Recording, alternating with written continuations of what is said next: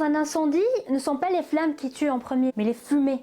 En quelques minutes, le couloir peut être totalement impraticable par des fumées opaques à 300 degrés, chargées de gaz toxiques, monoxyde de carbone. Le désenfumage est le dispositif technique qui combat ces fumées mortelles pour maintenir les voies d'évacuation praticables dans un bâtiment. Le désenfumage peut être naturel ou bien mécanique.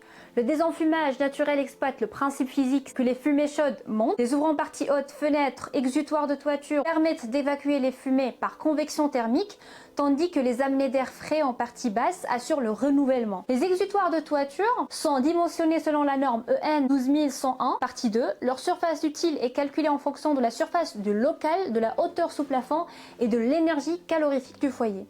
Le désenfumage mécanique utilise des ventilateurs d'extraction qui créent une dépression dans le volume sinistré, aspirant les fumées vers l'extérieur.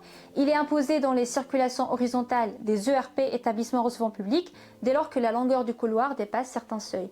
Les évacuations de fumée et de chaleur EFC sont complétées par des écrans de contournement, des panneaux descendants de plafond sur 0,5 à 1 mètre qui maintiennent la couche de fumée en hauteur et qui limitent sa propagation horizontale, préservant une zone libre de fumée en partie basse où les occupants peuvent progresser debout. Le désenfumage est un système actif de sécurité qui sauve des vies en maintenant les conditions de survie dans les voies d'évacuation. Son dimensionnement rigoureux, son entretien régulier et son déclenchement automatique ou manuel sont des obligations réglementaires que l'ingénieur doit intégrer dès les premières esquisses du projet.